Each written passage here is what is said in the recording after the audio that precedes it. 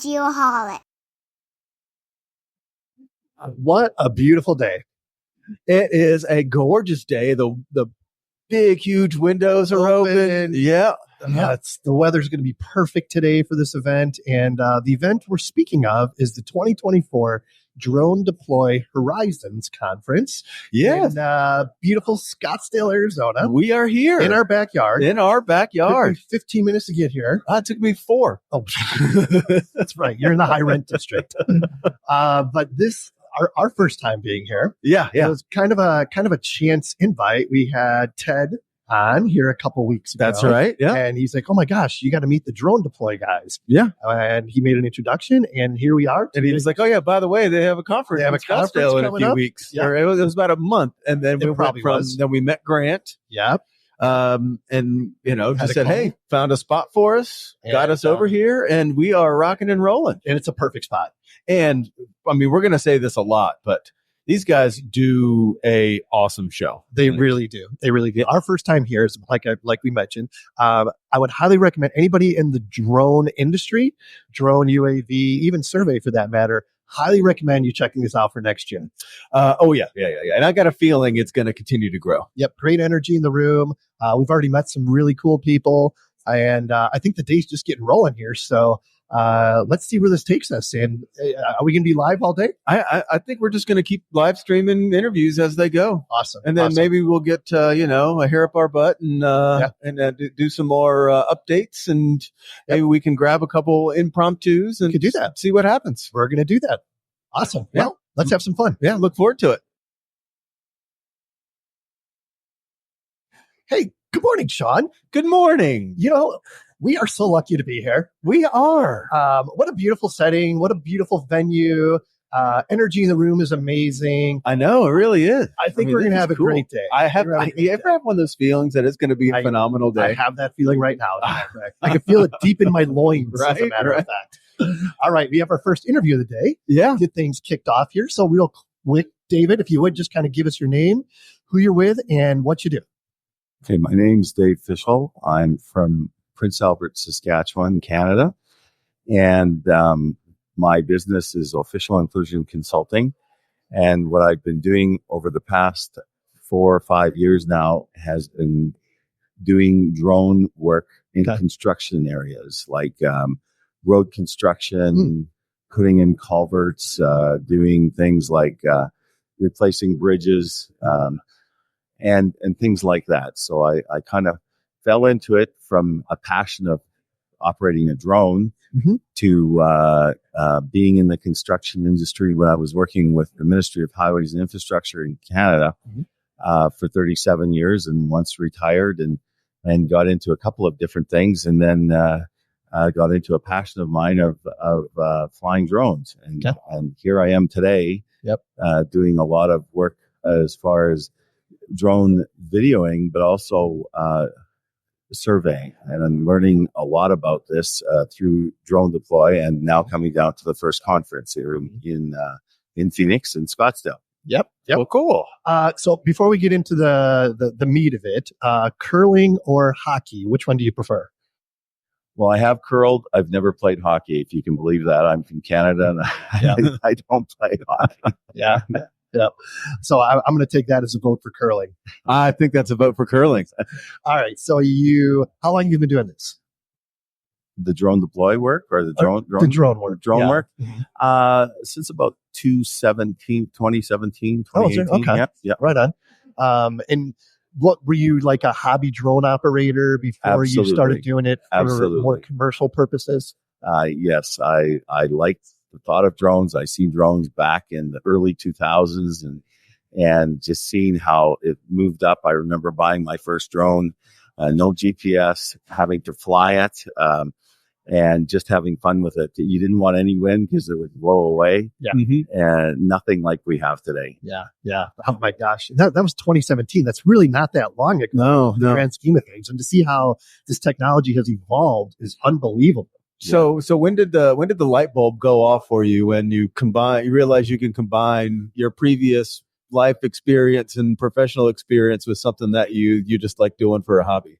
Well, it was interesting because when I was working for the Ministry of Highways and Infrastructure, I loved the work that I did.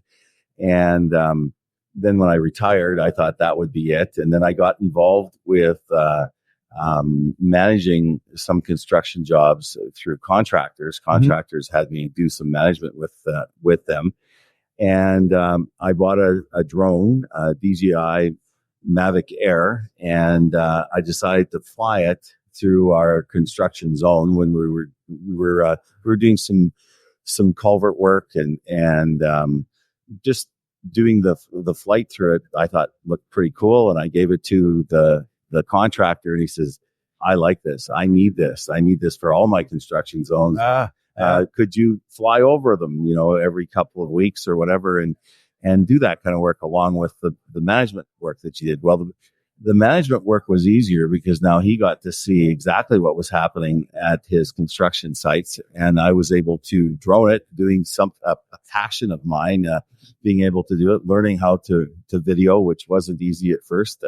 Flying the drone was one thing, but actually videoing flying is different. And I absolutely loved it. And it just, it progressed from, well, now that you can do that, can you measure things from up? Yeah, that was my next question. When did you start measuring?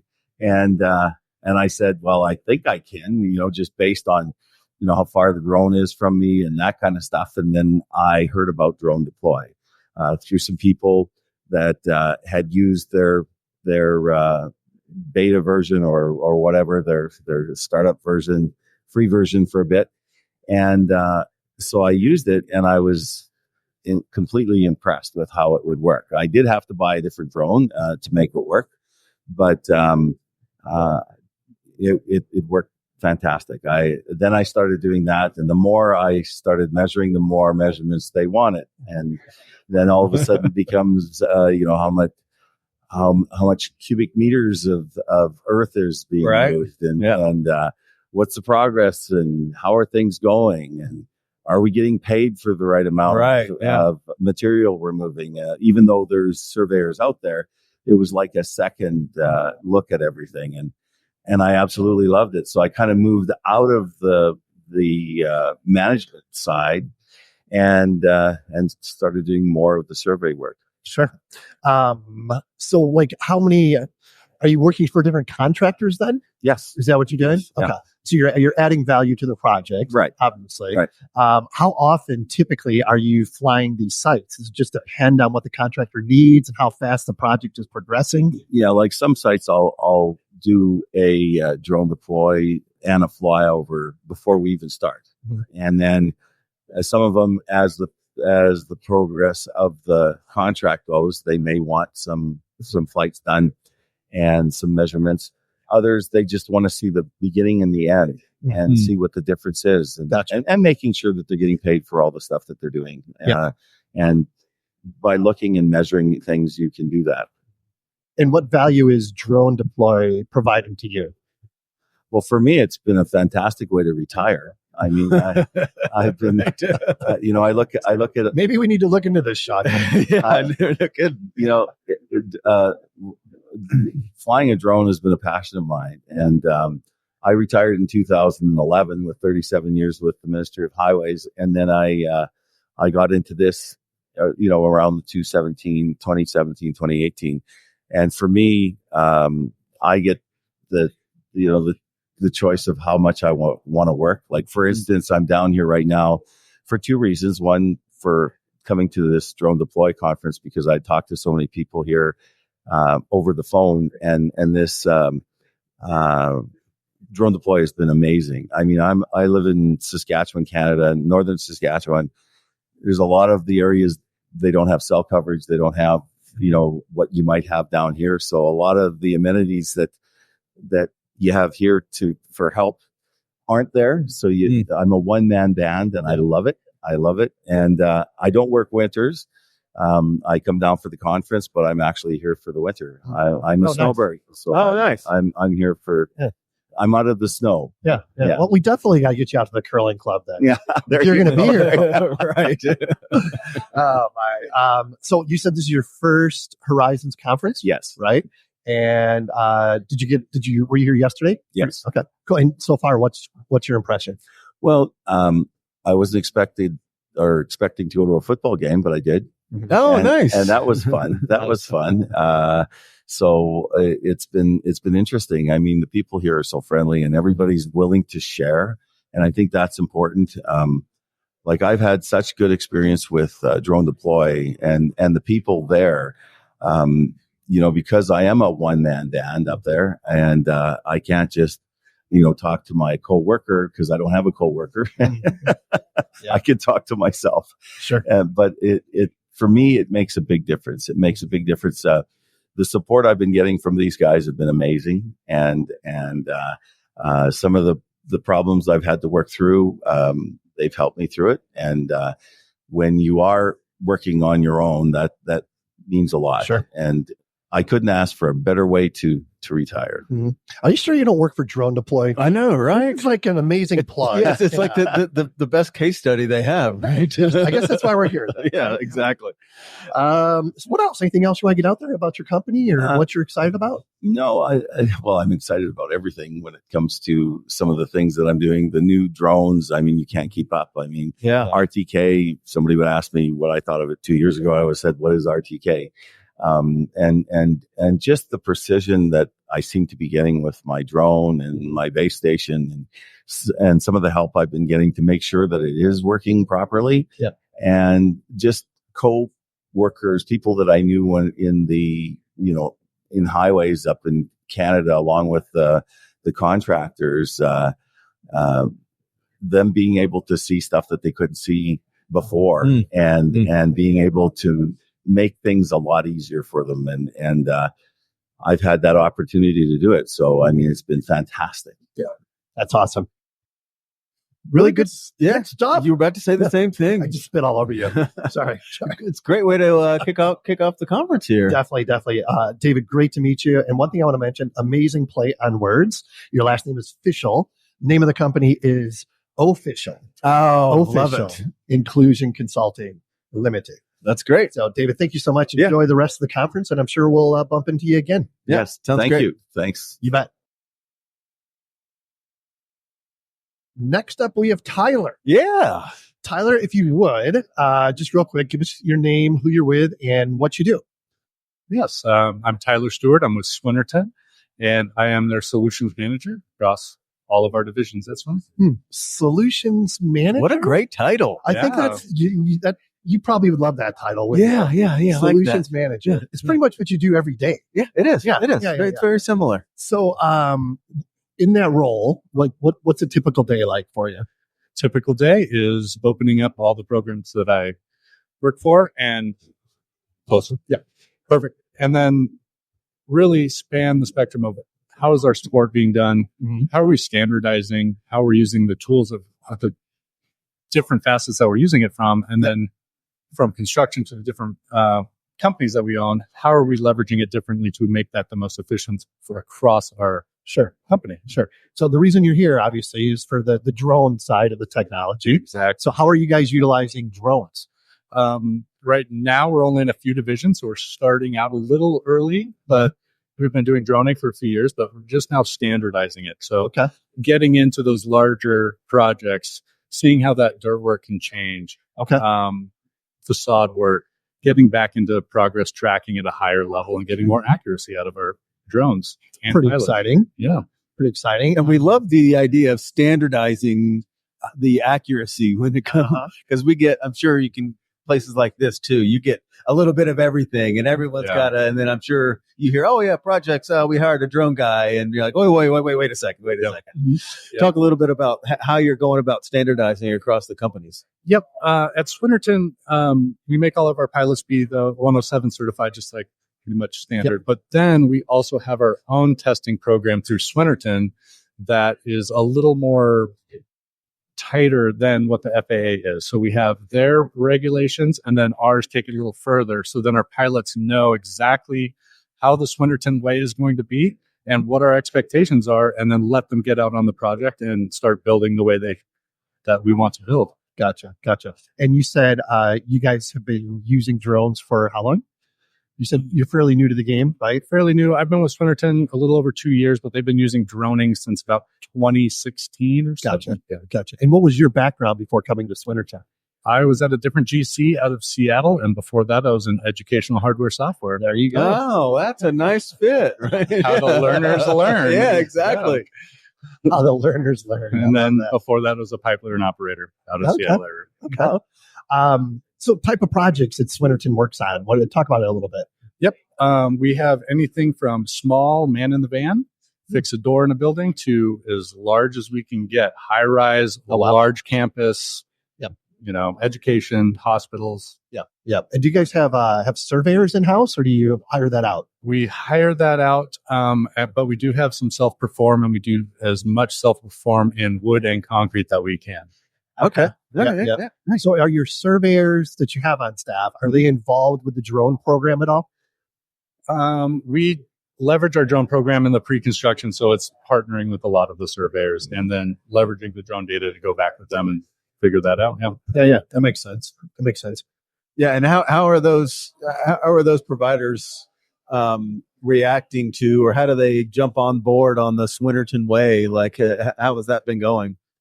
Pretty well. I mean, most of it's just getting in front of them and showing them, how much we care about the projects and the builds that we're doing, and then saying, we want to include you in this, and let's go build the best that we can build. And really, it's just partnering and figuring out how can we see where everyone's at, meet them where they're at, and then start leveling up from there. So your drone usage, like where is that providing the most value for your team? Right now, we're seeing a lot out of the pre-con go, no go for some of our divisions. The other aspect is if there's already a building there, we have to do pre-existing site conditions. Yeah. What's going on the weekends when we're not there? How are we protecting our site and our owners and our properties the way that we should? Yeah. So really, it's kind of we're trying to take a little more of a holistic view of what facets are we really trying to do, focus on those, but then really surround that project with that security and know that the owner has that Swinerton love baked into the system. There you go, the Swinerton love. And what about DroneDeploy? First of all, have you been to Horizons before, or is this your first one? This is my first one. This is great. We started using DroneDeploy this last year and just been loving it and getting more traction, and our teams are really liking how everything is being brought together. The ease of use for getting flights done, seeing what permits have to be done, turning it over to the project team and just letting them starting to play, the field team getting more involved. So it's just been growing really well. Yeah. So talk about your partnership with DroneDeploy a little bit more and the value they're providing. The value is really coming with their roadmap and their vision, where they're heading, how they're going to start progress tracking, how they're going to start using more with the drones, or how the drones is evolving, and then how is the ground capture evolving. The new ground capture stuff is really taking off, and we needed to see that because we were kind of hitting that ceiling. So no pun intended. Yeah, no pun intended. Yeah. So coming in and seeing some more orthomosaics out of the ground capture, or what's the next chapter of that, or having inlet and some of these other integrations all into one system, and that really makes it more palatable for us. Just tying everything together, right? Yeah, that's amazing. Is that where you see this really going, is being able to combine and tie together on the ground, inside and from the sky, and kind of meshing it all together, and then the integration components. So some of our products, we're not the GCU, so if they're using Procore or they're using ACC, they have that ability to go right into DroneDeploy connected.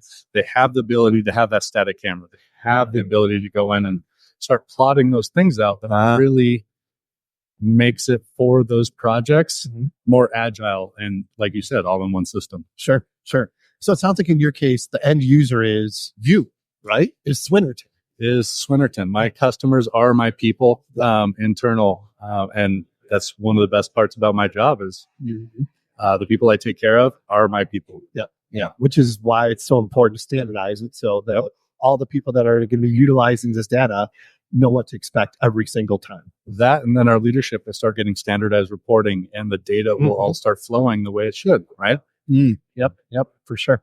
Do you think that's one of the biggest solutions that you provide is the flow of data? That's what I'm hoping I'm providing. And if it's going to get mass data coming in, hopefully we have a plan when that happens to get some type of reporting out of it that makes sense, right? Yeah. Some Power BI integration or something. Yeah. Before we let you go, give Swinerton a plug. Talk about why you love working at Swinerton. I love working at Swinerton because it is an employee-owned company across national. Yep. And everyone that I get to work with is so enjoyable. They're fun. Yep. They care about what they do. Yeah. And the fact that everyone has a stake in the game, it makes it that much more fun for me. We just want 5% of the raise you just got. Yeah, exactly. Tell me what. Exactly. All right. So Tyler, is there anything else you want to get out there? What are you excited about for the next couple of days? Next couple days, Besides the party tonight, of course. besides the party, really looking forward to seeing the drone capabilities when they're going to actually do some demos. So we get to see that big orange. The big wing. Yeah. thing. Yeah, they're going to take that off. We'll see how fast that gets to go around. Yeah. The new Raptor drone from Autel. So seeing some of these are the NLID demos are all going to be important for us. Yeah. Oh, that's cool. We might have to take a break about that time. Yeah. We may I have kind to of like to see that. We may have to go on the road. We might have to. Well, Tyler, thank you for your time. Enjoyed the conversation and enjoy the rest of the show. Yeah, absolutely. Great. Thanks I for coming by. appreciate the time, guys. Thank you. Moving right along here, buddy. Moving along. I love this. I love I fast love pace. when we get interview after interview after interview. It just makes things exciting. Yeah, I And know. it keeps my attention. I know. It takes Which a is a lot, challenge. right? It really is. All right, let's go real quick. Self-introductions. Daniel, just give us your name, who you're with, and kind of what you do. Cool. Thanks. I'm Daniel Tabar. I'm co-founder and president of Atomontage. We are a small startup still. We've been around for a few years now, productizing this breakthrough we have. And I'll get into that in a second. But yeah, it's I flew in from Sweden yesterday, so I'm a little jet lagged. It's going to be a little, that effect in here. But You'll feel it tonight. I'm okay, sure. yeah, for sure. So in a nutshell, what we do is we enable anyone to stream data of incredible detail, 3D data from the cloud onto anyone's phone. And this is different from the typical 3D representations that everyone has with triangles and textures and so on. We use little cubes. These are called voxels. Voxels. Yep. Yeah. So it's like the 3D version of a 2D pixel that you have on any monitor or screen, right? Yeah. And voxels is not a concept we came up with, but we have breakthroughs to make those voxels extremely small and work on anyone's phone. So we have an app in the app stores. You can find us there. But the demos are on there. We have some really cool geo-related kind of use cases for it. Yep. So explain again for the listeners what a voxel is. Yeah, Exactly. for sure. So you guys are all familiar with your phone screens or TV screens. Those have pixels on them that make up that image, right? Those are little squares, right, of color. And when we go from standard definition to high definition of 4K and 8K these days, that jump in resolution causes it's just mathematically going to be millions more pixels each time. And if you imagine now the 3D version of this, which is a little cube instead, where in 3D space you can represent things with cubes. But if you increase the resolution of those cubes, you have a whole nother dimension where that increase of data is happening in. And this is the fundamental computer science problem that we've solved essentially. This is my co-founder banging his head against this problem for 20 years, making these breakthroughs. So voxels are a way to represent 3D data that is similar to how we use pixels for 2D images, but now there's 3D content. And we've used DroneDeploy, for example, to make these photogrammetry models of building sites or cool rock formations here in Phoenix, actually, that are super detailed. And usually you have to remove a lot of that detail with polygons. But we have this value add where you do not have to remove those details anymore. You can have sub-millimeter cubes representing these things, and you can view them on a phone anywhere. Wow. So this is the thing. It's almost like what 3 words Yeah. for 3D, Each one of these little voxels is its own what 3 words. So what about file size? Does this make the file size larger, or does it make it more manageable? It's a great question. So it depends. It really depends on the data. If you have data that is really kind of sponge-like, you could say, like if you have stuff inside of a building as well, you end up with more data, especially with polygons. You have surfaces that are just many more surfaces. So it's like asking how long is a string. We have to like look at the data. Like, does it become bigger or smaller? But the beauty of our solution is that you don't really care, actually. You upload whatever model you have that comes out of, let's say, reality capture, which spits out, without decimation, it can spit out hundreds of millions of polygons very easily. You can upload all of that to our solution. And at that point, you stop caring what the data size is, because we just take care of it from there. And it becomes 3D data in the cloud for you. So it's similar how you think about if you've ever done a YouTube upload. You have a large video file or whatever format, you upload it to YouTube, and once that's done, you and everyone else stop caring how big it was, what format it was. It just becomes a video in the cloud, right? And this is how we treat the experience of using our solution for 3D data, is that whatever format you have, whatever data you have, whatever detail you have, you upload it once, and then it's in the cloud, and it gets converted to our format that you can now have a URL you can send to anyone, and anyone on their phone can just access immediately. And this is the solution. So talk about some of those. I'm curious because it's essentially like a detailed viewer, right? Yeah. So talk about some of the use cases that you mentioned that really make this make sense. Yeah. So there is one I have in the demo on the phone app in the store, so you can check this out. Anyone can check this out right now. It's in the Play Store, and you just search for our company name. It's Atomontage. It's like montage of atomic building blocks. We say Atomontage, and you can install it in a couple seconds. You can connect to one of these demos, and one is a fire station construction progress kind of. We're looking at it right now. So it's on my phone, and it's the lower right one in the app. When you open it up, you can just hit that demo immediately, and you can see that it streams in the different stages of this fire station in Sweden, where I live. That I scanned over the last couple of years that they were building it, and now you can see the finished fire station has incredible detail in, for example, the masonry here and even the sign of the fire station. And you can see it's almost millimeter resolution. We can actually exceed millimeter resolutions. We can go sub-millimeter if we want to, and it just works within 3 taps of installing that app. You're in this experience, and you can see it. So this is clearly useful for anyone who has extremely detailed data like geo, when it comes to other use cases like, even cultural heritage, when they do scans of museum artifacts or archaeological objects. This is super, super important that you get all those cracks and details, captured, and you don't lose it in this decimation or simplification process that you usually have to go through, almost always have to go through with polygons, right? You have to reduce your detail, you have to reduce your texture size to make it run on a phone. But now you don't have to do that anymore. Well, and you said the magic word there of cracks, and I can see that application when you're doing the inspections. Yeah, for sure. You may lose some of that those small details, and when you have to disseminate the data, now you get that picture. Without having to do that. Exactly, and it's a 3D picture. Really, picture is the right way to think about it, because these voxels really are just a 3D version of pixels. And if you have the capability to get the resolution up to where you capture all those sub-millimeter details like cracks and fissures or things that you want to deal with, even at depth. So we this is another thing. Polygons are only surfaces, right? So when you want to deal with data that comes at depth, some people we've talked with, they do X-rays of nuclear reactor shells and all these things. They care about cracks at depth, right? They worry about these cracks that are inside, and they use X-rays and all kinds of crazy machinery. So being able to represent that in 3D now is something we can provide also, because these cubes go inside the objects.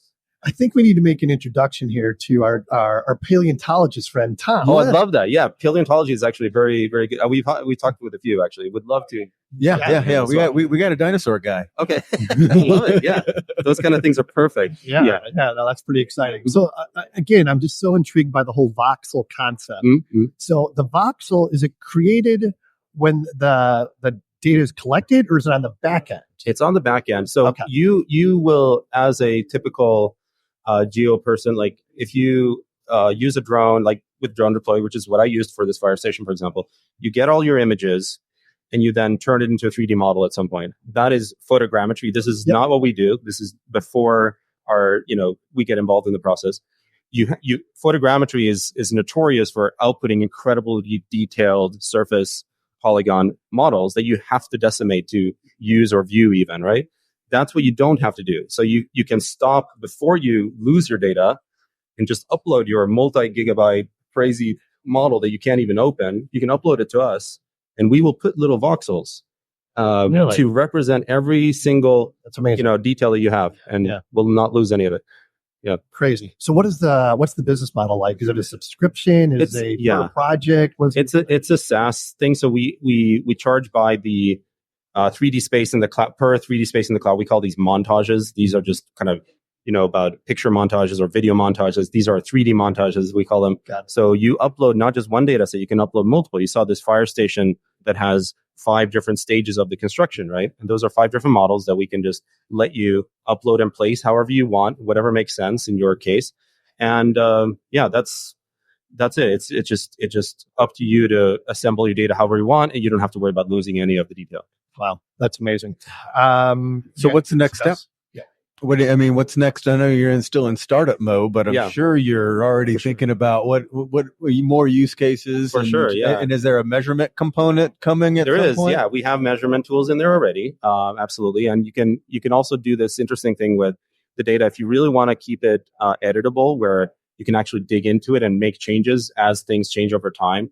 There's so many use cases. I mean, even in the military, you can imagine like a battlefield that evolves over time, and you discover trenches and so on. These kind of things that are unfortunately happening in Ukraine, right? Like where they do a drone scan of a battlefield, and things get discovered. Things have happened, over time that they didn't, scan initially. You can make those changes to the data with these voxels.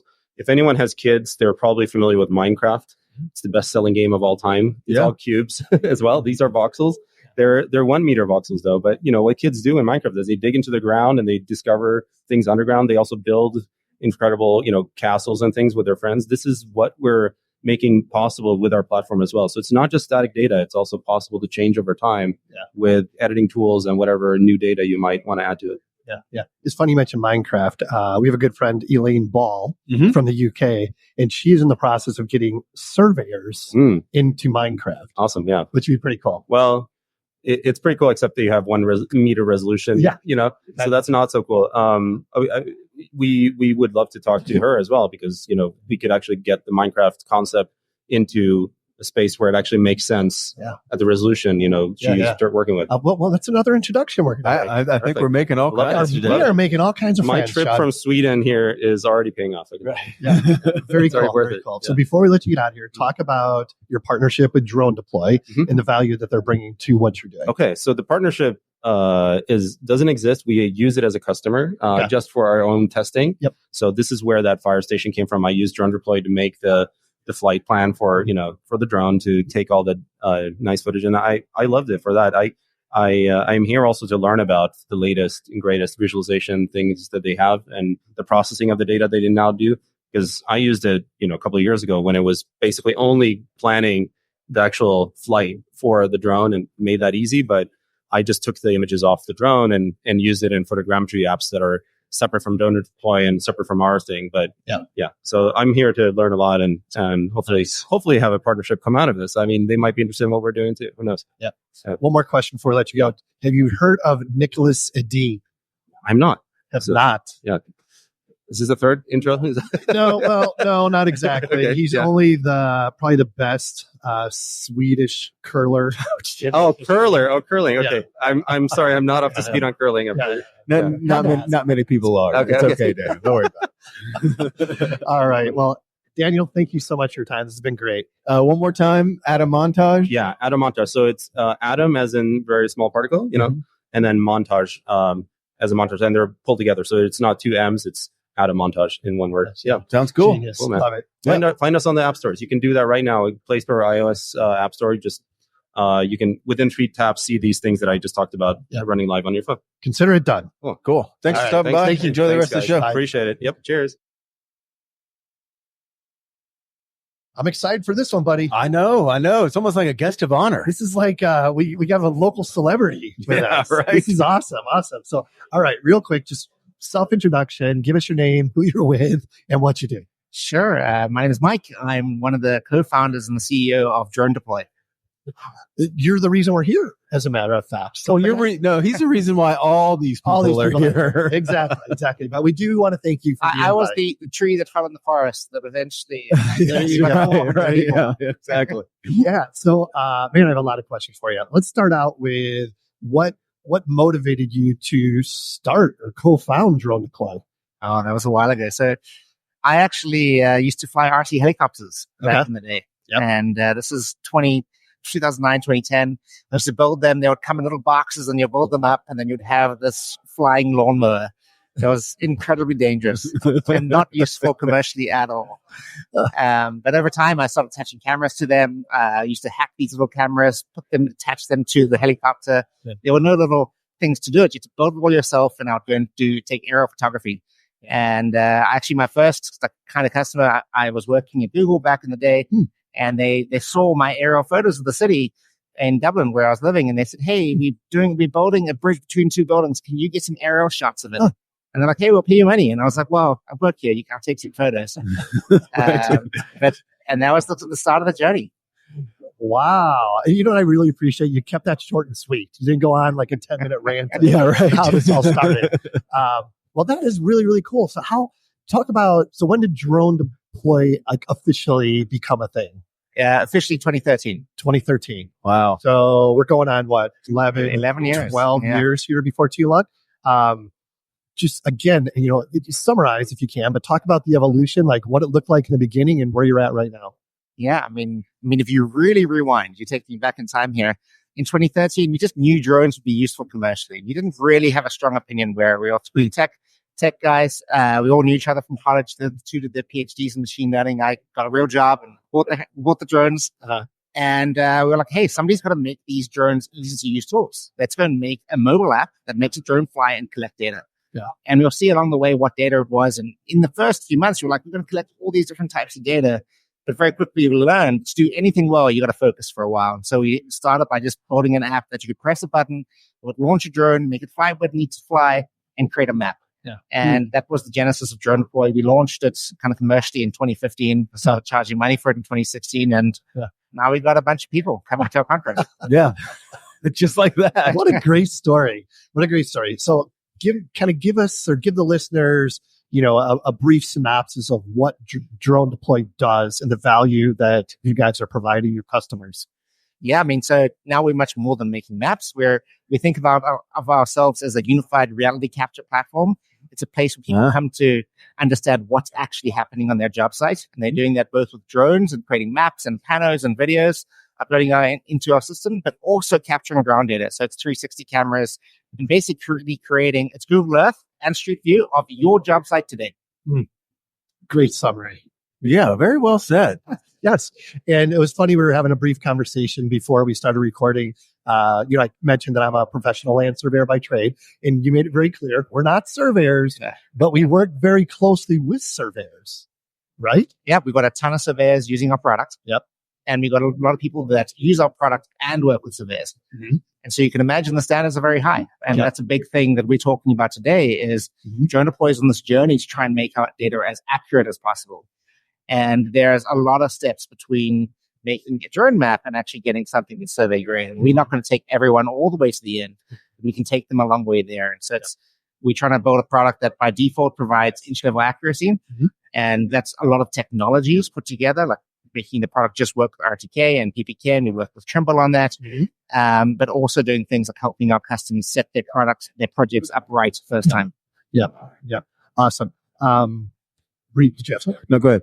I'm taking up all the airtime here. Yeah, no, go ahead. No, I'm just really curious on what's the we get to talk to the guy who knows what's coming up for the next 5 years and what's got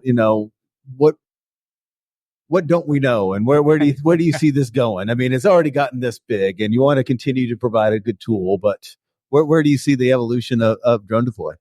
Yeah, I mean, that's what we're here to talk about today. And the way that we think about our products is we're trying to build the future of reality capture and deploy that to job sites with our customers. And we kind of have three pillars in our product set. The first one is what we call unified reality capture. So our biggest customers are GCs or oil and gas companies, energy companies, and they're looking for one place to understand what's going on, what's happened. We're not the plan. what's happened. And so they want to see their drone data, their ground data with 360 cameras, with iPhones. They want to get their laser scans, their fixed camera data all in one place. And so we think about that as unified reality capture. That's our biggest differentiator as a company. And then up next is automation. People want to have all this data. They don't want to do all the collections themselves because sometimes people are collecting it twice a day. Just imagine doing 2 drones maps a day of a single site. And so they want that done by robot. And so we support a bunch of robots to that, dock drones, ground robots. And the third thing, of course, it's 2024. We're going to talk about AI. Both my co-founders. Just going to ask you about that. Yeah. I think what people would say about this conference is kind of cool is we're not just talking about AI. It's going to be great. We're actually delivering real products. And so today we launched 2 really cool products that take the data you're already uploading to us to make maps and walkthroughs and just give you AI insights. And the first one was Safety AI, where every time you upload 360 photos to us, we analyze every single photo for safety problems. And we present you back a report of saying, these are the types of problems you had. Here's a photo of it. Maybe you had people using the ladder incorrectly, or there were holes in the ground that were not cordoned off. And we just show you where those are. And you can actually see across all your job sites, what are the biggest types of safety problems you need to train your team on. That was the first big safety AI product. The second was production product. How much progress are you making in your production, in building your building? Sure. Yeah. So, would you say DroneDeploy is a product or a service, or is it a combination of the two? It's a software product. It's a solution, Kent. Solution. You and the solution, right? You got to call it a solution. It's a software product. It's a subscription. People pay by the year. We don't make hardware. We just sell the software. And obviously, there's a service attached to it.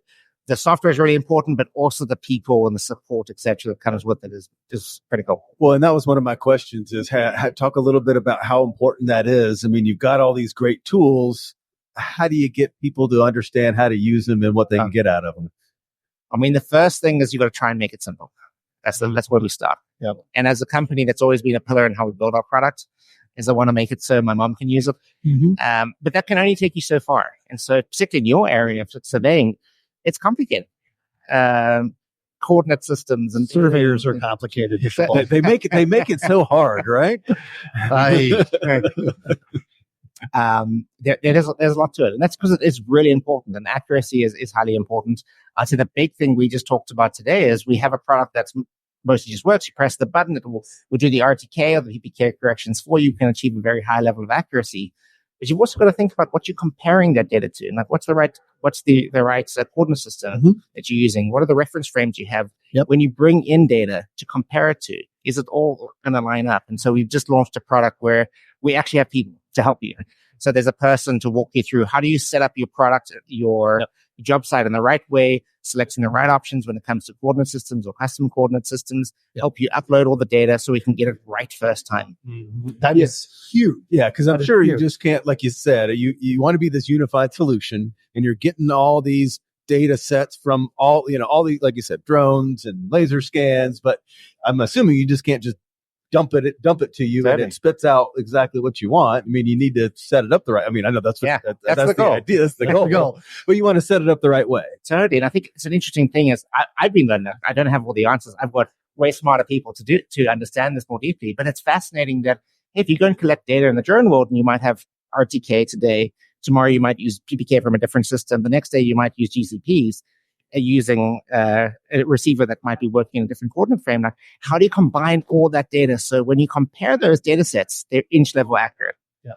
It's the classic garbage in, garbage out. Totally. Yep. So you mentioned you have smarter people than you doing that stuff. Talk about debatable. talk about your team. I mean, everybody I've met from DroneDeploy has just been very, very pleasant to speak to. Talk about the company culture a little bit, and kind of the people you have. 30,000 foot. What does it look like in your mind? We took a drone view of the personality. Those are always the hardest questions. Like asking you, what's your personality? Yeah. We have about 260, 270 people at the company. Yep. Located all across the US and across the world, New Zealand, Australia, team in the UK now. Wow. And it's good to hear they're pleasant people. I think we got a bunch of people that are super smart, but also humble. Yep. And they're hungry. They want to make shit better. Mm-hmm. Sorry about the language, but Yep. they want to, Totally allowed. No judging. and we want to move fast to help our customers as much as we can. It is an awesome company to work at, in the sense we've got fascinating customers that work at all these amazing industries, and they're literally people that power our world. They feed us, they build the buildings. Yeah. Like, one thing I remember hearing from one of my co-founders was, he said that if you look around you, everything around you has either been grown or mined, then built, then energized. Yeah. And that's the customer set that we work at, and they all do Wow. incredible work. with our That's product. cool. Yeah. So cool. I got one other question. Because you said something. You had your two other founders were getting their PhD in machine learning. Yeah. Right. And that was 15 years ago. 11 years ago. Oh, wow. How has that evolved? And then, like, is this how they thought? Is this what you guys as a team thought you would do with, that much brain power behind machine learning? It's funny because you come here and you see there's 400 people here, and there are all these amazing companies, and just at Google just talking about how they use our products on 40 sites. And yeah, it's hard to imagine those things when you start. You're just putting one foot in front of the other, and the starting premise is like, somebody's going to make this product simple, make it easy to use drones and get the data they need and share it. And that could be really big. Like, how many drones and robots will we see on the job site of the future? Yeah. And the premise from day one was like, look, there's probably going to be, 20 years, there's going to be more robots than people. And who's going to be the company that actually orchestrates those robots and makes them work? And how do we enable the people on the ground to get the robots to do all the dull, dirty, and dangerous, so they can focus on better stuff and operate safely and get home to their families on time? Yeah. Did you see the new Tesla Optimus? Yeah. It's pretty slick. It's pretty slick. It's going to be a few years. It's going to be a few years. But there's definitely going to be more robots. They're coming. It is progressing. And rapid. It's not going to be, it's rapid, but also it's like one of those things that every year there's a bit more. Yep. And one thing I've encouraged everyone around here to do in Phoenix is to use a Waymo. I've done it. I'm super cool. I'm a super user at this point. And what's amazing for me is, like, you get into that car with no driver, which is weird for the first minute. It is. It's still weird, but yeah. But the second minute you're in there and you're talking to your partner or whatever, it's normal, and you're like, I feel safer in those cars, and they are 5 times safer than a human driver. They're 5 times safer than me. Oh, yeah. They are. It's a high quality experience because they drive well, and it's kind of cool just to be in your own space. And I can use that time in a better way. So it's incredible to see the robotics driven by sensors like we use in reality capture, and the AI, the same technologies, really transforming how we do things. And what's wild is because I've been using them since they've been available, and the reach is already getting bigger around the area. But not only that, the detail in the map, you can see, like, when we first started using them last year, I think it was about 1 or 2 years, it was just boxes for the buildings. And now you drive through the neighborhoods, and now it's like, oh, you can see their fence and their sidewalk. And I mean, and now it's not just a little dot for a dog, it's the actual dog. And like, I mean, you can see the models of the cars, not just a generic van. It's wild how it learns, and it's using, because they're just collecting data the whole time. That's all they're doing, and then feeding it right back through. And can I tell you, the most awesome thing for me right now is that they are now doing 100,000 rides per week. Yeah. And that's up 2x, doubled in the last 3 months. Yeah, I believe it. Yeah, they're everywhere now. And it's interesting. It's parallel to us because it's robotics and AI and sensors, and these things start off slow. And at first, they're not great. They have some challenges, and they don't show you all the things. But over time, they get better and better. And before you know it, people notice, it's like, oh my God, where did this come from? Yeah. And it's like we're on that upswing with the set of technology with drones and robots, where, hey, it's not every customer, not every job site has one. Yeah. But give it a few years, it's going to be doubling every couple of years. So excited. And that's the thing to remind people, like, it is still learning, and it's constantly learning. Yeah. It's an AI. Think like, oh, it couldn't make a left turn there. Like, well, give it a couple months and it'll figure out how to make that left turn. We like to say about our product, it's the worst. Today's the worst it's ever going to be. Yeah. That is awesome. So before we let you get out of here, so what keeps you excited? What's your motivation? What gets you out of bed every day? I mean, as I was saying, we're super fortunate to work with this incredible technology, with this incredible set of customers, people that are doing amazing work, that make the world work. Yeah. And we get to help them and give them, one way we like to think about it is we give them little superpowers. We let them fly above their job sites. They can teleport anywhere on their job site. They can now get data to whatever to inch level accuracy in ways that with the simplicity they could never do before. No. So we want to just keep doing that. And I have to add, and I really like the AI, the safety component, because anything that you can do to help people do that job safer, it's got to be rewarding, I'm sure. I mean, it's a big thing, like with safety and also our Progress products, is we just saying that the time that somebody's working on their desk creating a report, we can eliminate the secretarial work. We can do that for them, and we can get those people on the job site actually coordinating, actually making things happen, time on tools. Yeah, definitely. Really good stuff, Mike. Anything you want to say or get out there before we let you go? Well, I'll just say, hey, thanks for having me. Thanks for coming. And for anyone listening, go to DroneDeploy.com and see what we have to offer. If anyone's known us from before, you'll probably see we do probably 10 times more than you remember. Wow, that's cool. We're learning a lot. Awesome. Yeah, hey, the worst they're going to be is today. Yeah, that's right. Come at us at our worst. Yeah, right. Really appreciate you having us, Mike. Thanks, Mike. It was great. Thank you very much. Here we go again. We are moving, buddy. Yeah. What a great day so far. And it's only noon. We probably should grab some lunch after this. Probably should. Yeah, we're gonna have a big push this afternoon. I think it's gonna get quite busy. I'm really excited. busy. Yes, for sure. All right. We've got Joaquin with us next. So Yeah. Joaquin, if you would, real brief introduction. Just give us your name, who you're with, and what you do. Yeah, so my name is Joaquin Flores. I'm with Vaughn Construction, BDC manager in the central portion of Texas. So everything from Austin down to the Valley and a little bit of College Station. So VDC manager, talk about your job responsibilities, and what you love about it. Well, first, give me a quick. What's Vaughn Construction? What's their deal? What do you specialize in, or what's your main focus? Yeah, so for Vaughn Construction, kind of local to Texas, we're spread all over the state. Office in pretty much every major city. We mainly focus in higher education, healthcare, a couple of government projects. Okay. Yeah, but that's kind of our niche state. Nice. And talk about your role at Vaughn. Yeah, so started, straight into the VDC right out of college. Do got a background in construction from residential framing. Parents have a company back home in Houston, so that's kind of how I got my start. Mm-hmm. Realized that the heat and humidity in Houston was not for me, so decided to go to school, try being an architect. Realized that really wasn't for me either, and so I kind of married both with VDC within utilizing what I learned in college, kind of growing up in the construction field with the tech and trying to marrying the both. So worked out real well. Right now, as a VDC manager, I got a couple of guys working with me that we're working together as a team, leading not only the coordination of the BIM models on different projects throughout the state, but also trying to interact with the whole project team, starting from, our surveyors, field engineers, all the way to superintendents, project managers, everybody, on letting them know, hey, we have these tools. This is another tool in our toolbox that we've already paid for. We already have. Let us show you the benefit that this provides to you. Mm-hmm. And a lot of often I'll tell folks coming up, we'll go and do guest lectures at universities, and I'll tell them, hey, what do y'all think of folks at the company? Do you think it's the younger population of coworkers that are more interested in the tech, or do you think it's the older population?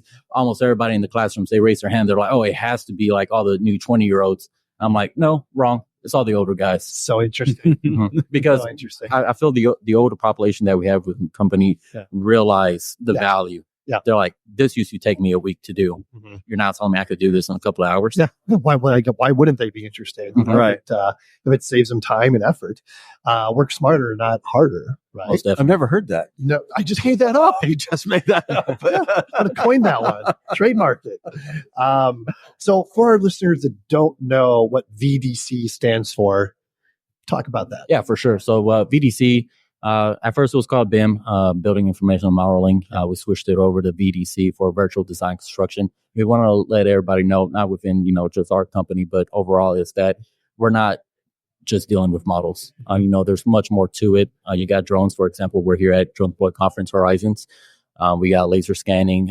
We integrate and work really well with our field engineering team. And I think that's where we provide the most value, because at the end of the day, it's great that we're working with these models on these computers, but we got to work with the guys who, the boots on the ground, who are actually getting stuff done out there in the field. So, working with them, providing the models, how to integrate what we've done already, what we spent, months of work, integration with the subcontractors, and being able to integrate that information with our, robotic total stations, our tablets, getting that laid out on the field instead of them trying to figure it out from a couple of contract documents. Yeah. We just had Mike Winn on. the CEO of DroneDeploy, and he was talking about exactly what you just mentioned. There's all these different ways for us to collect data, right? It could be a terrestrial scanner. It can be with a drone, of course. You could even use your phone to collect LiDAR stuff.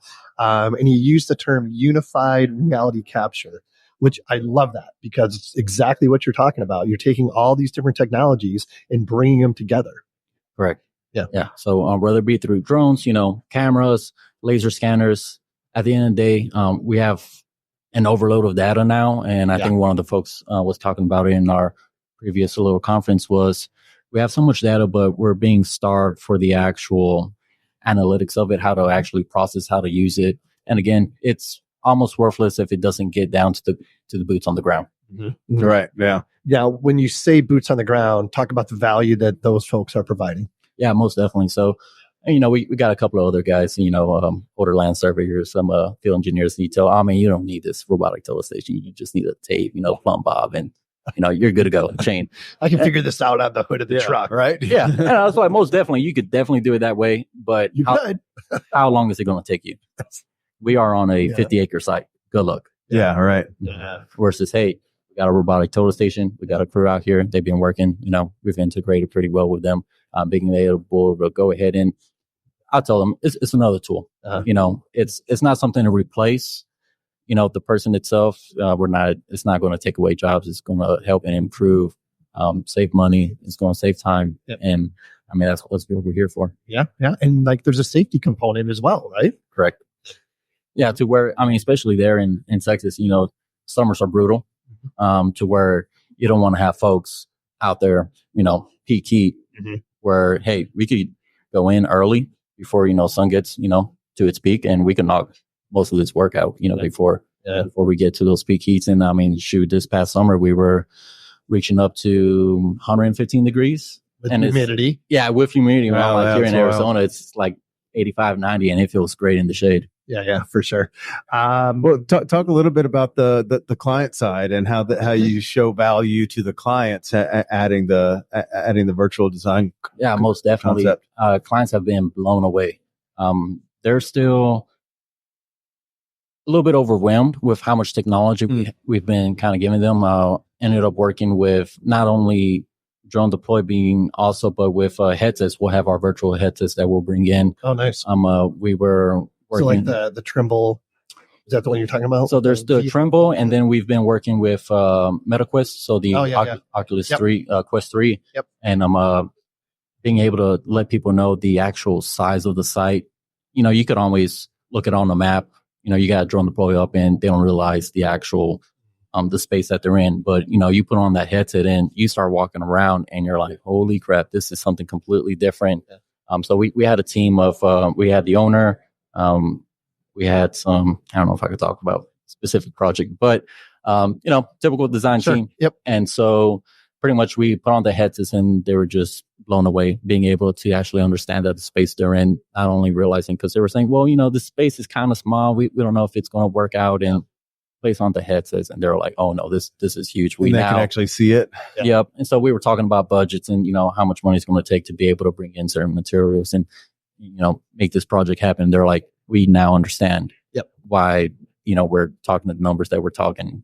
They understand the space a whole lot better, and way better than just showing them, on a PDF. The architect did a wonderful job of, creating these renderings to show the space, but at the end of the day, being able to walk the space, themselves with that headset is it's a whole other world. It's incredible. And it's only going to get better. Yep. Right. So you're like the services that you're providing, are you providing them mainly for your exterior clients or your inside clients? You know what I mean? I'm going to have to touch a little bit on that. Yeah. So when you're doing these scans and the drones and then you're making the models and everything. Is it mostly for the field engineers or for the clients to see at the end? Yeah. Or both. Yeah, it might be both. Yeah, for both. Yeah. So the great thing is, whether it be the clients want to see the progress, and then at the end of the day, we hand over the keys to the client. So a lot of the work that we do is with repeat clients. Mm-hmm.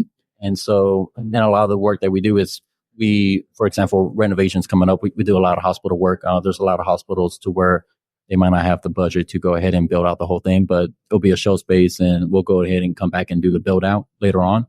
And so being able to have tools like OpenSpace, the Ground app, being able to see where certain things are, for example, mechanical equipment, plumbing inside walls, we could go ahead and open up these tools and say, hey, this is where our connection points. This is where when we're going to start demo, this is what, these are the areas that we need to attack. And we have that kind of historical reference. And so I bring that up as saying, hey, it's also a great as-built, not only as a progress tracking tool to see the progress, but at the end of the day, even if we don't do the renovation in the future, the owners will say, hey, this is great. This is better than doing a red line drawing to where, you get your contract document, you get your red Sharpie, and you're like, hey, this duct's no longer here. It's here. These piping.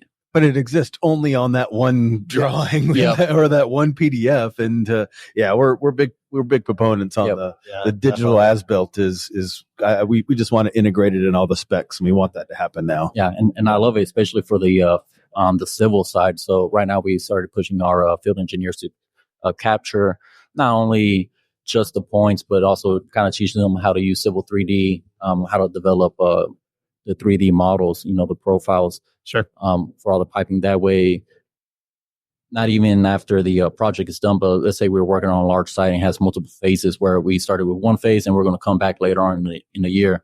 Well, who's to say that we even have the same crew out there?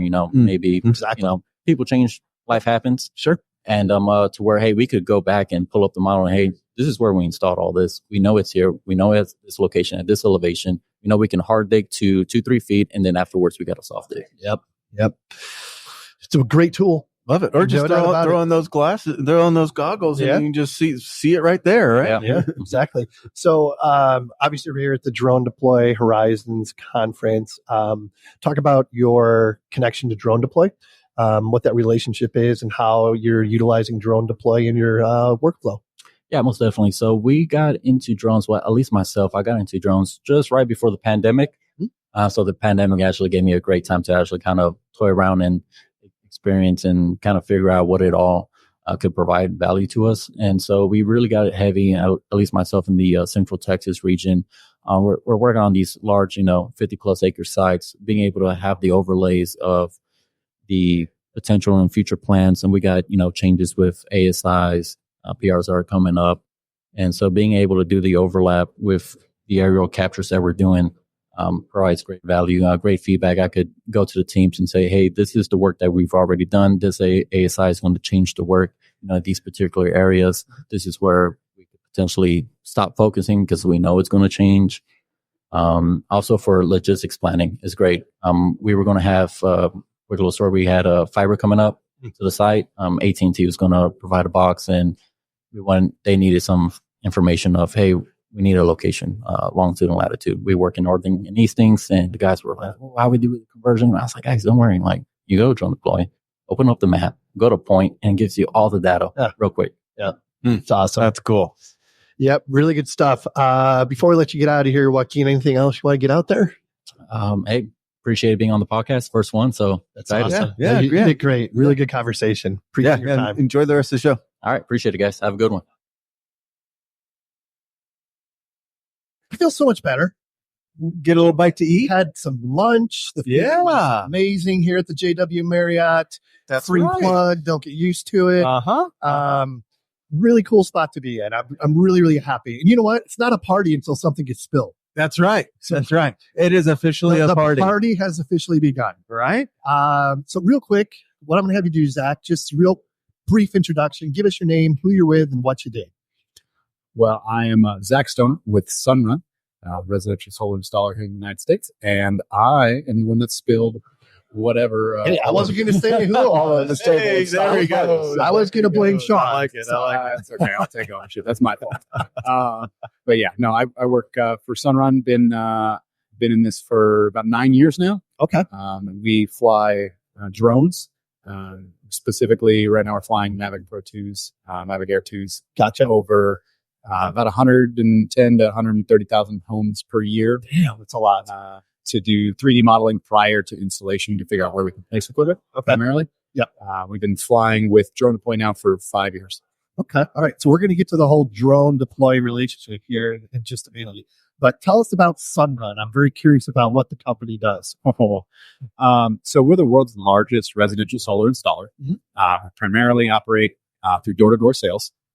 That's about probably 70% of our business. Oh, wow. But we're also in places like Costco and Lowe's, Interesting. and other large retailers like that. So if you go into Costco right now, there will be someone at a little Sunrun table, and they'll help you sign up for solar right there. Wow. It comes with Costco guarantee and all that fun stuff. So are you guys nationwide then? We are.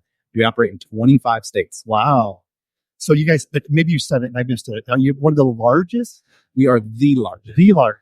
By a significant margin. Actually, earlier this year, we broke 1 million installed customers. Dang. Wow.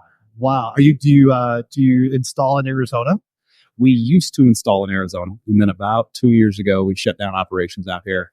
There were some changes in the utilities. Too much sun here. Too much sun. Not too good much for sun. Yeah, it's just too hot. It's just melting everything all the time.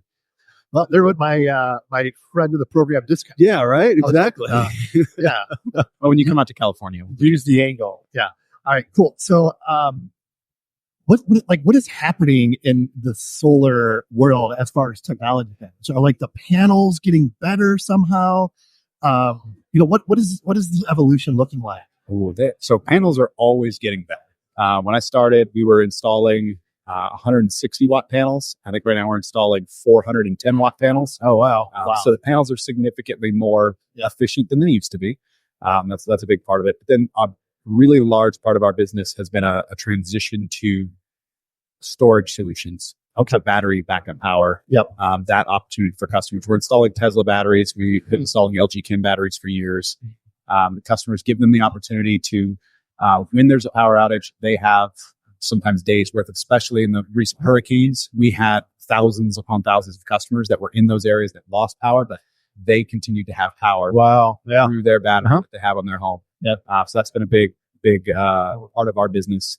And we'll continue to be going forward. It's becoming larger, especially with the NEM changes in California and other states like Illinois, where NEM 3 is not nearly as solar friendly as NEM 2 was. And so a lot of the product now is set up to pull from the battery in the evenings so that the customers still save plenty of money on solar, and they're not basically giving free electricity back to utility. Right. So we laughed a little bit about solar in Arizona. We live here, of course. So like my thinking is that Arizona's got to be the best state for solar because it's sunny here 320 days a year. But is that always the case? Like, does solar do well in, say, Seattle? We've seen some of our competitors try to go up there. I don't know how well it's been going for them. Example, Lumio, one of our competitors, set up shop up there.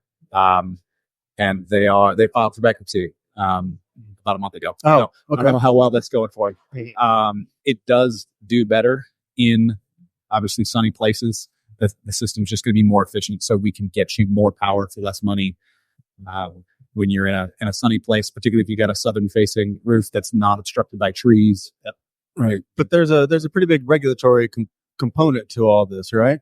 There are lots of regulatory components, and all of that varies based on the state you're in and even the utility that you're in, whether you're in Southern California on SCE or SDG&E or PG&E. The rules are going to vary and what makes sense for you. Some customers in San Diego are paying like 38 cents a kilowatt hour.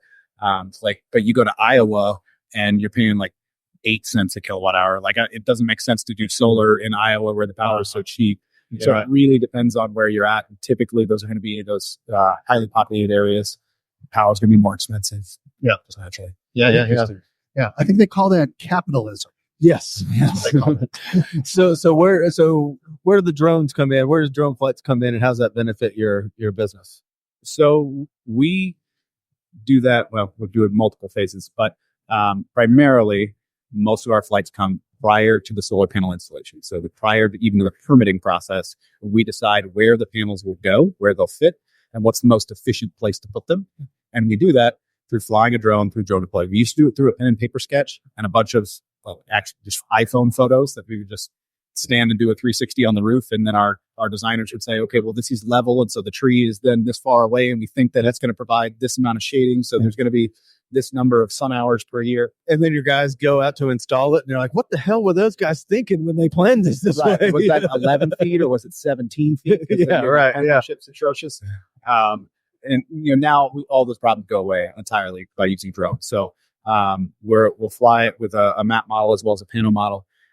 It gives our designers an automated report that we can import into our own design tools. It's just a one-button import. It's amazing. It speeds up everybody significantly, and it's a significant safety win for our team because we save every year about 70,000 man hours that we would spend on a roof. We're now standing on the ground with a drone. Just flying around, and I don't have to risk getting on a roof, having somebody fall. Sunrun has made leaps and bounds in the last few years in significant safety instances and improving that through our DART rating, through OSHA compliance and all that fun stuff to make sure that our teams are safe. We haven't had a surveyor involved in a significant fall in a couple of years. We spent so much time no longer on the roof, particularly to our health program. So do you fly it like pre and post installation, or is it just for the pre-installation for design purposes? Primarily for pre-installation. We've explored other routes of system troubleshooting, as well as like, hey, the customer needs to pull the system down for a removal to redo their roof. They've been installed for 10 years. Hey, it's time for a new roof. I got to pull this old down. I got to put a new roof on. I got to put it back on. And a lot of that involves permitting with the local, jurisdictions. I was talking with the people in New Jersey today where they have to get a permit before they can even pull the solar system down. And that's a separate permit from the roofing permit. And so there's a bunch of paperwork involved, and drone flights are handy in those situations. Yeah. Sorry, I got distracted there for a second. Yeah, I can understand. So talk about DroneDeploy a little bit. I mean, you do so many drone flights, and how does that add value to your company? Yeah, we're flying right now. I think we're on track this year to do about 130,000 drone flights. They're only 10 minutes in length, but we average a drone taking off. I think it's every 5 minutes throughout the working day. There's another drone taking off all day long, and at any given time, there's like 3 active Sunrun drones flying nationally. With 280 pilots. They'll do 4 to 5 flights a day. Wow. So that data gets used, like I said, by our design teams, by our permitting teams, by our pre-install operations managers. They're reviewing projects before we go out there to plan safety setup. Like, hey, where are we going to put up our ladders? Where are we going to set up our safety zones? What do we need to cone off to make sure customers don't accidentally walk into the work zone? Those kinds of scenarios they can all do through DroneDeploy on top of the design work of the sonar estimation and all of that work. We do both work in our CRM through Salesforce and but also working directly in DroneDeploy. We get they export a GeoJSON file for us where we can actually automatically estimate tree heights through their file. So it's fantastic. That's a great application. It's amazing for us. So is there like a central brain where all this data is going to and it gets distributed, or is like each state have its own little like, I don't know, what's the word I'm looking for? The nucleus of the operation. Yeah, how does that work? We have our own internal tool that interprets all of the rules and the AHJ requirements, all of those things. But it's similar to maybe like Procore would. It's very specific to solar and our proprietary platform of some sort. But we use that DroneDeploy data from that system to make all of our estimations. And system design, all that stuff. And then do your clients get access to that?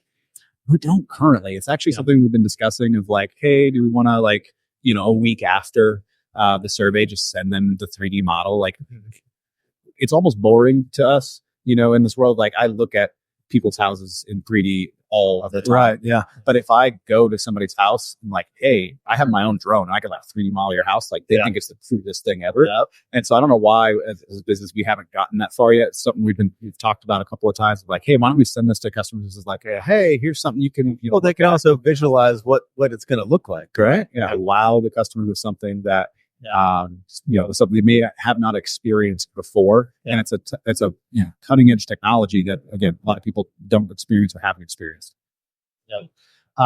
So do you ever put any other sensors on these drones? No, we are extremely basic. It's all photogrammetry for us.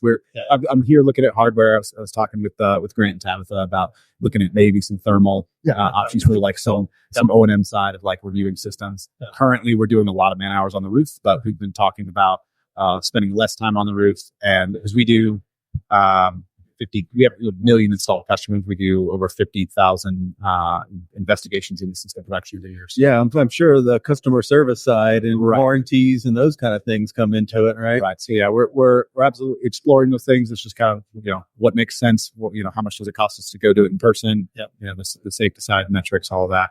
Yeah.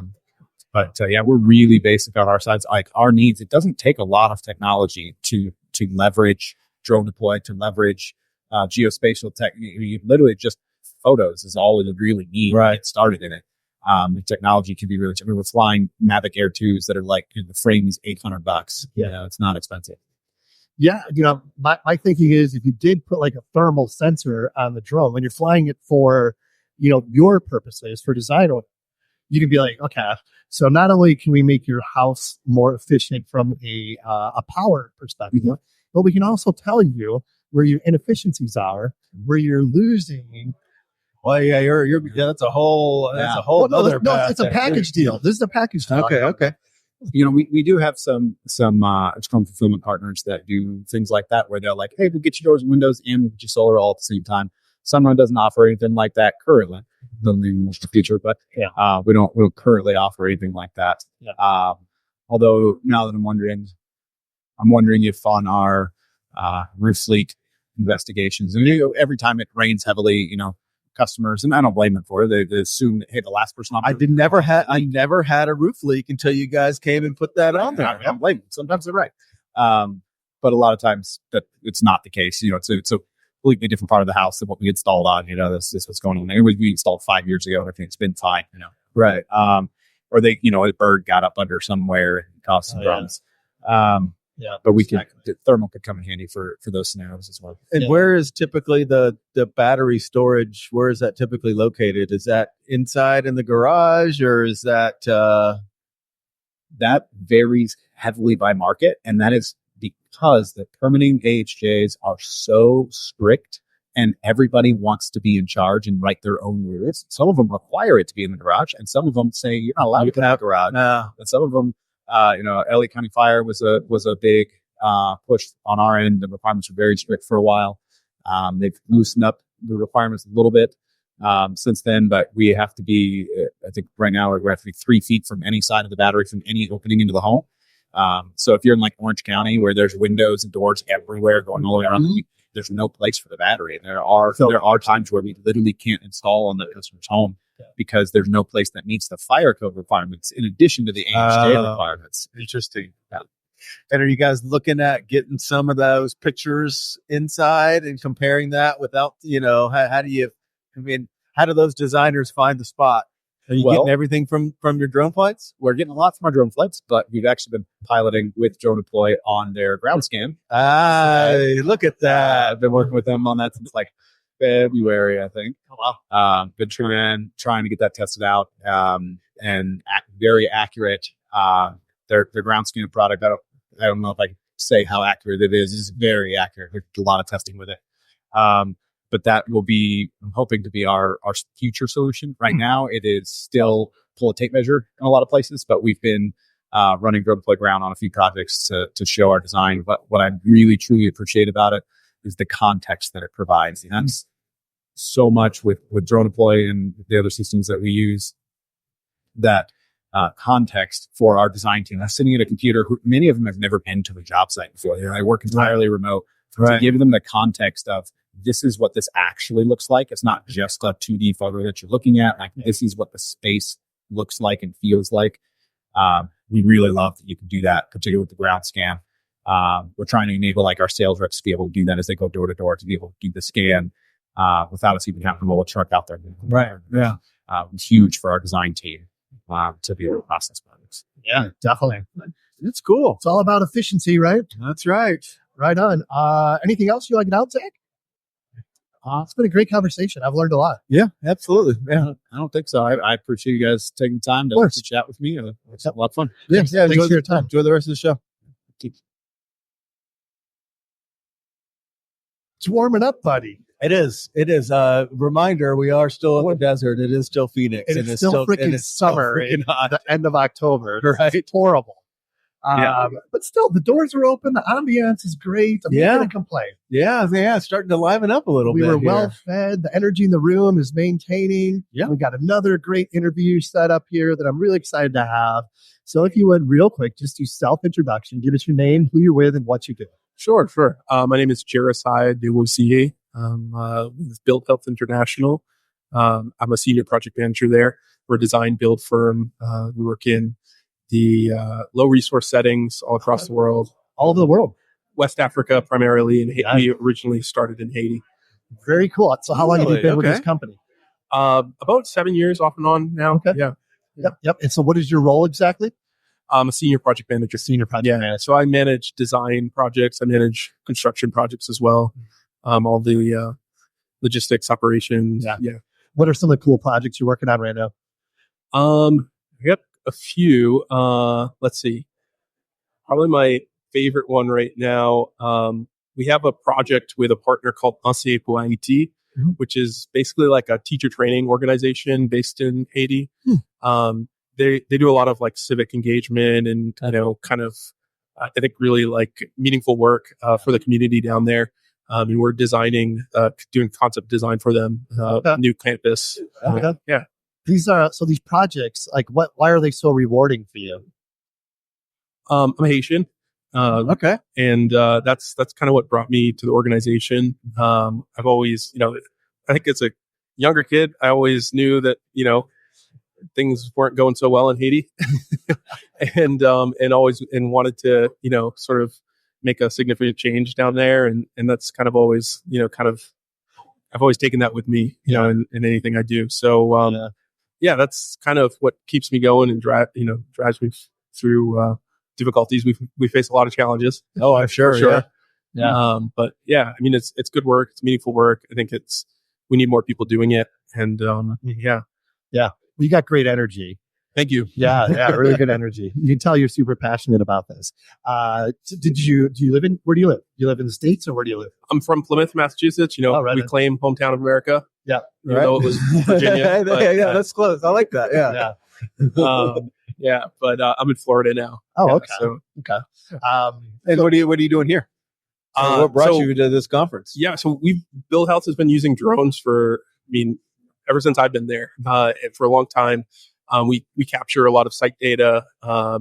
Originally we were using it for kind of like photo updates and, for partners, et cetera, or scoping out, work, et cetera. And now we're using it for site surveys, establishing base plans, progress updates. We have a big project in West Africa right now in Sierra Leone. It's called the Maternal Center of Excellence in partnerships with PIH, which is Partners in Health, organization out of Boston. Very cool. Yeah, so we do updates and takeoffs and all that sort of stuff. Yeah, Yep. We have a .org partnership with DroneDeploy. Okay. Talk about that a little bit. Like what value does DroneDeploy bring to your workflow? They bring a lot of value. Not only donated time and effort, software, etc., but just for our projects in particular, it's saving us time. It's allowing us to. I heard someone in one of the talks say people remember things differently. So two guys go on a site, or and they say, oh no, it's this way. Oh no, it's that way. So it's a really nice, especially a lot of when we have a huge staff in Haiti and in West Africa, and also a pretty large staff in Beverly, where we're based, in Beverly, Massachusetts. So we're really like kind of all over the place, our staff. So being remote in some ways from the site, being able to have live eyes on site and and being able to kind of verify what has happened, what hasn't happened. It's pretty amazing. Yeah. Ground capture. Oh yeah. Yeah. That's the next big thing, right? Yeah. And tying it all together. Absolutely. I think the possibility of, I'm really excited about ground capture, especially in, resource limited settings. A lot of the places that we go into, they don't have as-built. Oh, So, sure. Yeah. We're going in like basically blind. Being able to kind of like interrupt that cycle, and being able to hand off like really good as-built. What we do, 2-dimensional as-built, of course, and digital copies to all of our partners, but having sort of like a real view and also over time how a building has been constructed. I think that's just next level. Especially for the facility management teams that are, taking over, operating the buildings, maintaining them. It's pretty powerful tool. So, Right. And it's just such a huge step forward in the delivery of a project, right? Absolutely. It brings a lot of value to our partners. And not just the visualization, but like I say, you're handing this over to a team, and that they're getting about the best tools that you can imagine any other building, any other construction project. Visualization. I mean, we're not all the way there, right? We're working through a lot of this, trying to scale and build out this drone program, and figure out what we're doing, right? But I think, I think there's a lot of really, really interesting possibilities with this technology that can be leveraged for low resource settings. Technology for all, so to speak. So What is the democratization of data? It's true. In this technology. So I talk a little bit about. I mean, you said there's some possibilities there. What are some of those that come to mind that you can use especially with software platforms like this? Yeah, I think some of them, like I had mentioned before, I'm really interested in the as-built piece. I think, we're attempting to have more consistent drone flights on our projects. We're attempting to have more consistent ground capture on our projects, which kind of enables that to happen. I think, we work with partners. We're not, we don't call ourselves a contractor or, whatever. We're partnering with organizations. So the cutthroat environment of, construction in the for-profit world is very foreign to us. Yeah. But, I think we have different challenges. Like, we're not trying to, make an extra buck. We're trying to add more value to our partners, bring the price down of what it might cost to construct the building or whatnot. Ultimately, any cost savings we can bring to our partners means that it's more money in their operation budget, which means they can hire more doctors and etc. Yeah. It also shows that you have your shit together, kind of, so to speak, right? Yeah. To your partners that you can. Yeah, definitely. God, I had the perfect question lined up in my head and it's gone. So you do a lot of travel. I haven't traveled in a while. I do have a trip coming up a couple of weeks from now, actually, going to Uganda. This is another concept design project for an organization. They focus on Fischl care for maternal health. And they're building out a maternal excellence center. So cool. So yeah, we're going there doing an in-person design workshop. I remember my question. You mentioned the ground capture component. So are you guys utilizing like terrestrial scanning in addition to what you're capturing with the drone, or like a handheld SLAM unit or something, or what? 360 cameras. Yeah. Oh, 360 cameras. Yeah. Gotcha. Yeah. So it's all photogrammetry basically. Yeah, right? Mostly. I mean, we have used LiDAR, like we use Matterport. We have to take a partnership with them. Okay. That's super good for like detailed. You need to have centimeter level, clarity or measurements within a confined space, a mechanical room, etc. Like those are sort of the settings we want to do a layout with what we're taking, from this scan. We'll use it for that. We've used it to lay out oxygen troughs, etc. Yeah. So before we let you get out of here, talk about this event specifically. Talk about, what you like so far and what you're looking forward to. Yeah. This is my second event, second DroneDeploy conference. I guess we're calling it Horizons now. Yeah. First one, I came away, thinking like, man, in 6 months, we're going to have, every site's going to have a drone and every, it's a really exciting environment. There's a lot of really innovative, thinkers here. people who are kind of cutting edge, using, a lot of this technology is very, very simple, and certainly the DroneDeploy platform enables that. And so I think it's just a really exciting environment. It gets you your wheels turning, so to speak. You start thinking about, what's next? How do we implement it? That's awesome. Very cool. Anything else, Sean? No, it's been really great good stuff conversation. you're doing too. It's really exciting. Cool. Yeah. If anybody's interested, it's listening, and if this is going to be posted, Oh, it please will. visit, buildhealthinternational.org. If you want to donate anything, we work with GCs. We're based out of New England. We have a huge warehouse. If any GCs, have, good quality doors, frames, etc. Like we repurpose, good quality building materials, gifts in kind. Awesome. Buildhealthinternational.org. Perfect. Yep. All right. Awesome. Thanks. Great to meet you. Yeah, appreciate you stopping by. Nice Thanks. to meet you guys too. Yep. Buddy, starting to wind down a little bit. A bit. I got 3 left in us, I'm guessing. You think for so? the day. Okay. Maybe 4. Ran into Davis here. That's going to be a good one. I think I'm excited about this until I found out he's from North Carolina. Well, And he all of a lives in sudden, North you Carolina. guys He's in Florida, so just so happen to have a couple things in common. Yeah, just a couple. Yeah. The way you talk is one of them. So Davis, real quick, just self-introductions. Give us your name, who you're with, and what you do. Yeah, so my name is Davis Meeks. I work with Garney Construction as an assistant project manager on the operations side, and live in Charlotte, North Carolina. So what does that mean, an assistant project manager on the operations side? What does that entail? I feel like a lot of people at these conferences are more on the VDC. They're on the technology side. So I'm from operations. So we're, I think, just in a different world, different mindset. Okay. Gotcha. So that's kind of what I mean by that. Yeah. Yep. So what's your tie in with being here at this event? So I've had the opportunity to use DroneDeploy for the last 4 or 5 years. And I learned a lot of that in my last company. And then now that I've been with Garney for the last 2 years, I've been able to help utilize DroneDeploy software on a lot of our projects, and specifically on a project that I'm currently on. It's a $300 million wastewater treatment plant. Wow. In Charlotte, North Carolina. Wow. That's a big project.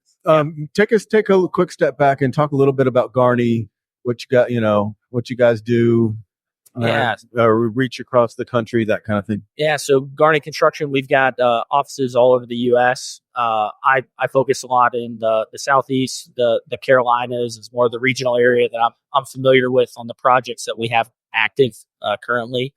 But we've got a lot of work in Colorado, California, Florida, Texas. Our headquarters are Kansas City, Missouri. Yeah, we've got work all over. We mainly do water distribution, water treatment plants, wastewater treatment plants, pump stations, and we're a self-perform contractor. So we've got about 2,800 employees. I want to say about 800 of those are part of our self-perform craft labor. That's pretty unique in that space, right? Yes, for us it's very helpful. Just in that space, because we get to control the schedule. We get to control the critical path of the work that we do, with the majority of our work being concrete, yard pipe, mechanical piping. It's very, very helpful for us to have that control over the CPM. And really that's where a lot of our risk is in our projects. So where does DroneDeploy fit into your workflow? So on our current project, we have a 50-acre site. We've got, it's an 800,000 cubic yard site. So we're moving a lot of dirt to balance the site. And then we've got probably 60 to 80, I don't know off the top of my head, 60 to 80,000 of haul off that we're doing as well. So it's very important for us from a workflow of dirt, how much dirt we currently have on site, how that compares to finished grades.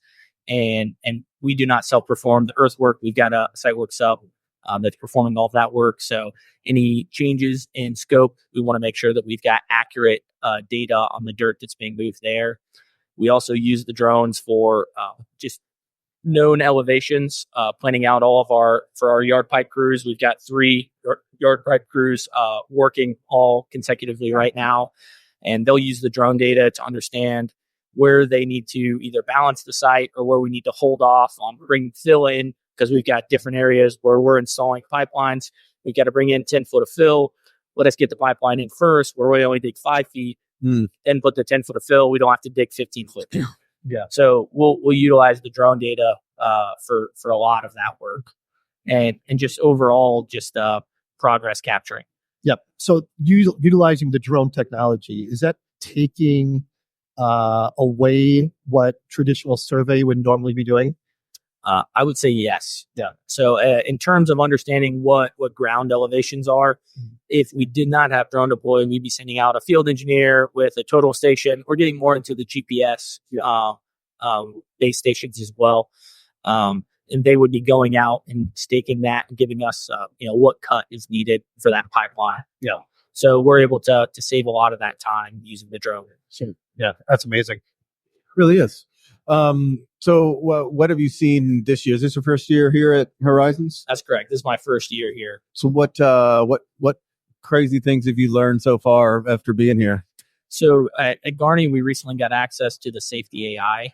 Oh yeah, we heard about that. I talked with Zach for probably a good 20 or 30 minutes right next door, and got to understand a lot of what their goal is for the software, so that I can utilize that on our project. Because the data is there, but how are we leveraging that data? If we can simply use an add-on and it sends out an email of, hey, you've got fall protection issues here, you've got safety hazards on ladders there. Sure, that's amazing. And what about? I know a big one for you guys is trench safety. Trench you guys safety. have an adaptation to take the data from the drones and identify problem areas in trenches. So that's the goal. I have not utilized the software yet, but at this conference, it's really given me a better understanding of how I can utilize it. But the goal is to identify all of the trends, and then that's what I was talking with Zach from DroneDeploy about. Is we want to, as we identify these trends, use that to proactively go and train our crews on what hazards we're seeing coming up over and over again, so that. And then through the DroneDeploy software, I'd like to see that decrease in total number of trends per week, per month. Right. So is that like a plug-in to the service you already have? Yes, that's the way that works. Okay, got it. And you were talking earlier about, if you're looking just at the drawings, you think that's a 10-foot cut trench, but if you're actually looking at drone data and you're looking in real time, that it might be a 15-foot trench. So you may have already ordered a 10-foot trench box, and instead you're using actual real time and then getting the right tools out there. That's exactly right. So for us, a good example, we have a preload that we needed to do on our project site. They were saying it was about 12,000 cubic yards of dirt. And the first thing I did was I got the PDF from the design engineer, overlaid that onto our active construction site. And they had the elevation going down 10 feet further than what that grade is at. Before we came on site, another contractor who was completing a different scope had went and built that area up. So if we had just priced that based off of what existing data we had, 2-year-old survey data, then the price would have been exorbitantly higher than what it needed to be. So we were able to immediately recognize that, say, we don't need as much dirt. We were able to plan that out with our site works up, make sure that it was priced properly. And then we actually ended up self-performing that. So we got our own equipment and had the craft labor available with our operators, and we're able to perform that scope. So using the drone data, we were able to identify that instead of 510, it was 520. On the existing grade at that location. So interesting. Well, that's like that example where it just immediately pays for itself, right? Absolutely. Yeah.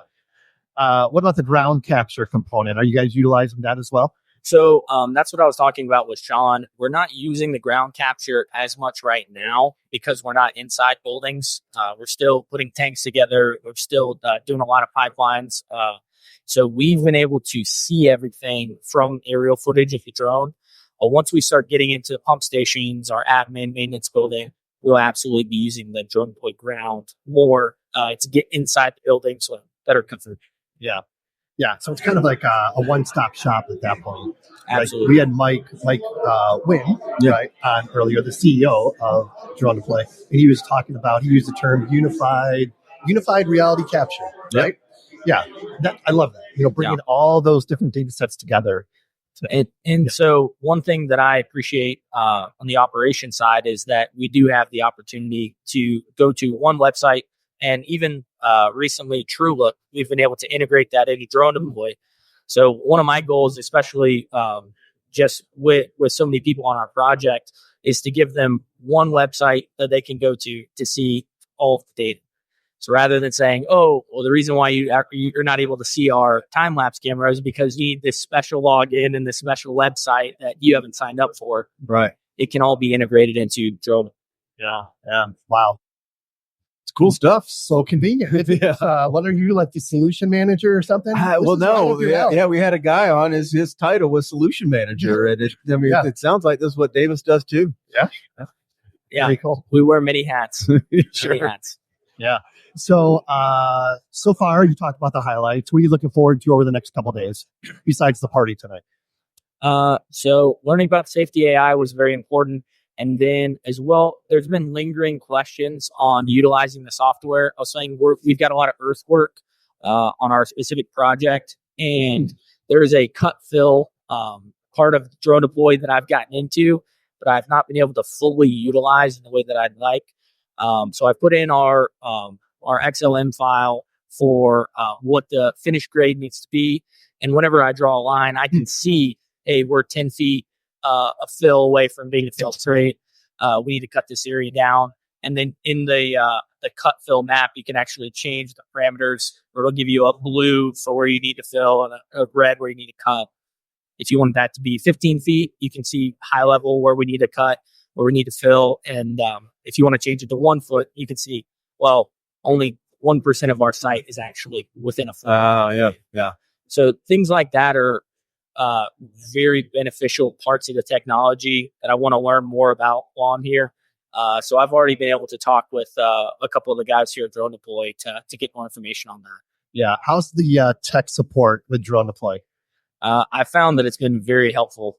There have been a lot of requests that I've made that within 2 to 3 months, without even being told, I just go in and check, and oh wow, I actually asked them to do this, and it was done in the background without really a whole lot of pushing and shoving needs. Nice. What else, Sean? You got anything else? No, it's been good stuff. Yeah. You guys need to talk like Tar Heels or Gamecocks or anything, or what else? No. What else you got over there? No. But it's a Florida Gator. Davis is a Florida Gator, Gator. Our friend Dr. Nick will appreciate that. He's already done listening about football. He's looking on the basketball. Yeah. I don't blame him. Right. Well, Davis, appreciate your time. Yeah. Thanks for bringing by. Enjoy the rest of the show. Thank you. How we doing, buddy? Good, right? Starting to get a little warm. That's good. Yeah, the sun's coming around, the warm air. All these out of town people are starting to feel like what we know and love here is in the 90s. He used the word love, or you should use that word loosely. Although you love it a lot more than I do. I do. Yeah. So we got a really cool conversation here that we're about to have. Yeah, with a familiar company. That's right. That we met in Stuttgart, Germany. That's correct. The first time. Yeah. And we're really excited about. So real quick, Ben, if you would, just quick self-introduction, name, who you're with, and what you do. Of course. Yeah. Hi, my name's Ben Oller. I run sales for GEODNET, the world's largest RTK network. What makes us a little different is we use blockchain to deploy our stations. And our goal is kind of to disrupt the typical RTK network system that the Trimble, the TopCon, the like is all operate. Yeah. And we're doing pretty well so far. So when we first heard about this from Mike in Germany, like I was speechless because the concept is freaking genius. And I haven't done it yet because it's only been like 3 weeks, but my intent is to get a miner or a base on my house up in Pine, Arizona. It's a rural area, but there's nothing up there. We looked at the map, and it's so cool. You got your own hexagon? Got my own hexagon. Perfect. Nice. Yep. So I'm looking forward to doing that. But talk about this business model a little bit because it's very different. Of course. Yeah. Different is a great word for it. Yeah. I like to say buzzword. That's basically describing my job. Yeah. What we do is a traditional homeowner, business owner, whoever they be, they buy one of our stations for about $700. And then they put it on top of their home, shop, telephone pole, wherever they can find a stable location that has internet access and power access. And as a result, based on how accurate their installation was, we'll reward them with cryptocurrency. So if you have a perfect installed base station, which we monitor on the back end for the data purposes, you will get 100% rewards per day. And that doesn't matter if someone's using the station for the data or not. It's just for having it active. It's pretty incredible. Yeah, we have over 10,000 base stations now. When you guys interviewed us in Germany, we had around 8,000, 9,000 stations. When we're adding around 150 to 250 stations a week, we're expecting to be at about 12,000 by the end of the year. And what's the end goal here? How many is it going to take to get the network everywhere you want to be? So world domination, every single hex. So how many is that? That's probably around. That's a great question. Around the world, probably maybe 2 million hexes. Oh my God. Yeah. Okay. Well, how many would get where most people might be? I'd say 100,000 is our main goal. Okay. That was there you go. So when they started the company, 100,000 stations was just the big number. It was the attractive number, and that was the goal for a decade of work. That made a lot of sense when we had 3,000 stations at the beginning of this year. Yeah. But we hit 10,000 stations in under 3 years. Wow. So it's more realistically looking like in the next 5 years, we're going to hit probably 100,000 stations. Ahead of your goal. It's big time. That's really exciting. It's pretty cool. So it's global, right? And every country right now? Not every country. We have a few. Africa's a really hard one. There's 1 million countries in Africa. That makes it a little challenging. We have the main areas we have are Australia, Europe, India, parts of South America, parts of Africa, the US, obviously, Canada. We have the whole island of New Zealand covered, which is kind of silly.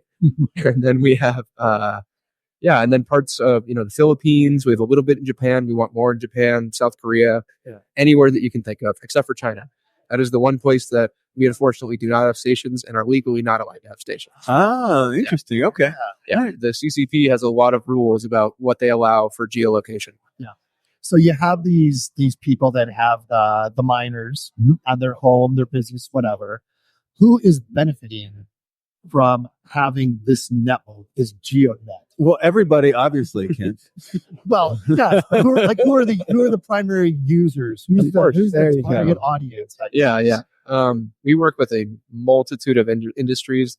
Everything you could think of, like everything that touches GPS, we can work with. But the main people that we are seeing use our service are surveyors. They're actually the hardest ones to convince of our service. They're very stubborn. Shocking. Did not know reality. But the most use has been in drones, robots, and agriculture. Okay. Yeah. We heard a lot about agriculture at Energeo. Yeah. Auto steer systems, all that stuff. That's kind of our bread and butter. That's why I actually got interested in the company. I think that's the most helpful use case because Trimble and John Deere have a pure monopoly, and they're really making it difficult to adopt this technology. Yeah. I think it's 27% of the United States in 2023 had precision farming applications. Wow. If you go to Europe, Eastern Europe, almost the entire area has farmed like 100% precise farming conditions. It's ridiculous. The US, who created this technology, is the farthest behind by far. The whole country of Australia will have precise farming, so spraying, all that stuff. They will have that done in the next decade. Like the whole country. And we've been doing this for 2 decades and we only have 27%. And that's because it's so expensive. I mean, I think it's 83% of all farms. It's 87% of all farms in the US are small farms. No small farmer can afford this stuff for every single tractor. And if cost is the biggest, issue for this stuff, I think that's where we can really add value because it's so cheap for GeoDNet. Yeah, for sure. And you mentioned robots as well. That's my favorite application. So there is something, wasn't there a tie to like autonomous lawnmowers or something? Yeah, Talk about that. We are working with, actually, that's my whole next week. So last week I was in Kentucky at the Equip Expo show, and I met with every major manufacturer you could think of, and all of them are producing these autonomous lawnmowers. So they're using them for commercial lawnmowers, which are, your stuff that can mow 6 to 8 acres, like a golf course, a school, an airport, all those applications. They're already done. The next phase is these companies are making consumer mowers, where it's going to be the Roomba for your yard. Yeah. And they are awesome. So let me ask you this. Why do you need GPS on the Roomba for my yard? Do you want it to run into your dog? Do you want it to? No, but the GPS isn't going to help that because my dog moves. But explain of course, that's what people are thinking about is, my Roomba works and it doesn't need satellite. Exactly, yeah. So what's the different application here? So your Roomba, when it's operating, it's bouncing off the walls. A lot of it's pressure sensing. So like if it hits a wall, it knows to not go that way anymore. Right. It turns around and recorrects. But it doesn't do a perfect pattern. When you're mowing, though, you look at the mow lines. Like if you look at a regular person using a push mower, they mow up and down and you can see the exact trajectory that they worked. So this is the same in auto steer. If you're working on a crop that's row crop, you need to have those precise turns so you don't, 1, over mow, and 2, so you don't have patches, which is really useful for lawn. Yeah. Well, that, and you don't want it to, there's not a wall for the mower to bump into. It just runs off the road or runs into the road. You don't want to have to chase it down the street. That's the goal. It's really neat. What other like robotic applications are you seeing? Another company, this is in agriculture. This is basically what they do is it's a carting robot.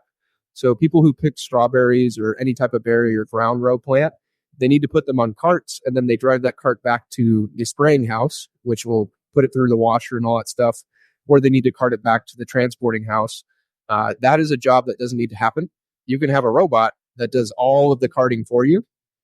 And as a result, this company is also adding a mowing feature to it. So you can mow in between the rows as you're carting the fruit back and forth. Which is pretty cool. Another application is the one outside today.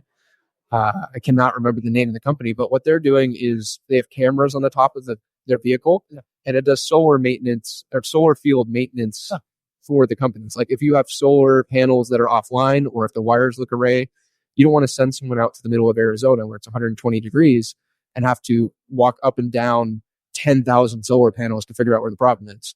You can have this robot go out and then look at it, and it can look at it at night too to figure out which wires are going array. And he actually gave an example outside where a company had that problem, and they figured out that it was rats cutting through these wires. They were chewing through it. And they found the exact place and the exact nest, and they got the whole problem resolved in a week instead of a month. Wow. Yeah. There's a lot of really interesting robots. Yeah. Like it's just changing so rapidly as far as applications go. So what is the tie to you being here at the DroneDeploy Horizons conference? Of course, yeah. Last week we signed a contract with DroneDeploy, and we are now going to have our stations available to DroneDeploy customers. So if you're using the DroneDeploy software, they actually mentioned this in their keynote. Instead of having the traditional map that they have now, which is about 3,000 to 5,000 stations worldwide, they'll be adding on 8,000 GEODNET stations to this map, drastically improving coverage. Yeah. Why didn't we think of this? I know. It's like, you ever think like you're always just like 3 years behind? 3? Well, this is so impressive. I love it. So not only does the users, you buy the station, you benefit from the crypto, from, how that goes, but as the value and as the stations go, the value of GeoDNet goes up and your currency goes up. That's the idea, right? Exactly. Yeah. Our business model, and I know Mike probably talked about this, is we're actually a nonprofit, GeoDNet specifically. 80% of our revenue on the hardware and the data sale side goes to token buybacks and burns, which is similar to a stock buyback, where it decreases supply and hopefully improves value because there's less tokens in supply. More people need to buy it, so therefore the price raises. Yeah. And that's why I asked about like how many, what's the end goal? Because once you get to 100,000 and most of the usable areas are covered, then everyone just has it and everyone continues to use it. Exactly. And no one else can, the supply of tokens is not infinite. So your value continues to grow. Yeah. It's really exciting. Yeah. 2025 is going to be a very big year for us. We have a lot of very large deals in the pipeline. But 2026, it hopefully will be at 30,000 stations, and we can really see how many people around the world are making the switch because they finally have coverage. Yep. Yeah. Yeah. So autonomous lawnmowers are one thing, but why not autonomous vehicles? So that is a very good question. In order to do autonomous vehicles, you have to have a special certification. I cannot remember for the life of me. I believe it's A-Spice, some number. But you need that in order to be safety certified for vehicles. Now, to do that process, there's two companies that can certify your different your things. In order to get that, though, a company has to sponsor you to do it.